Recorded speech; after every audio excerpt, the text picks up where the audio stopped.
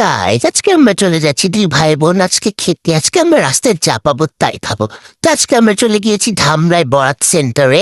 এখানে ফুচকা খেতে এসেছি, এসে দেখি গাইস ফুচকার দোকান বন্ধ।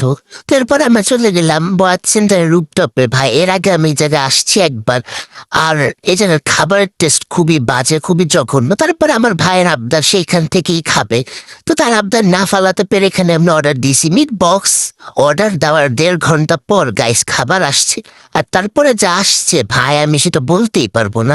যেটা টেস্ট মানে এত জঘন্য, এত জঘন্য ভাই। লবণ দিয়ে ভরে রাখছে, তার মনে লবণটা বেশি হয়ে গেছে, লবণ দিয়ে ভরে রাখছে। আর কি আর বলবো, এত জঘন্য খাবার আমি আমার বাপের জন্মে খাই নাই।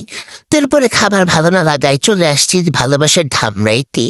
তো আমরা উপজেলায় গিয়েছিলাম ফুচকা খেতে। আর যে ফুচকাগুলো এত এত এত বেশি মজা, কি আর বলবো।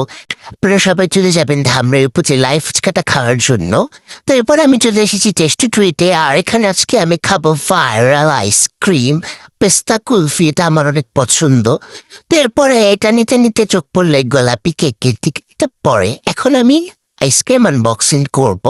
তো এখানে আমি আইসক্রিম আনবক্সিং করতে করতে প্রায় অর্ধেক খেয়ে ফেলেছি। এরপর আমার মনে পড়লো আমার পাশে আমার ছোট ভাই আছে, ওকে দেওয়া উচিত।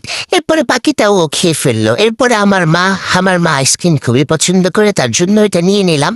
আর এরপরে আমি আনবক্সিং করছি সেই গোলাপি কেক। আর ভাই এই কেকটা এত এত বেশি মজা, কি আর বলবো।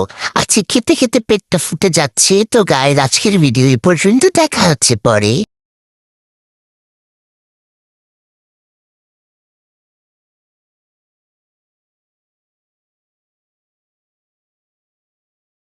গাইজ আমি একা একা খেতে পারি না, তাই সবাইকে দিয়ে খেলাম। তো আজকের ভিডিও ছিল এ পর্যন্ত। আপনাদের কাছে কেমন লেগেছে অবশ্যই কমেন্টে জানান।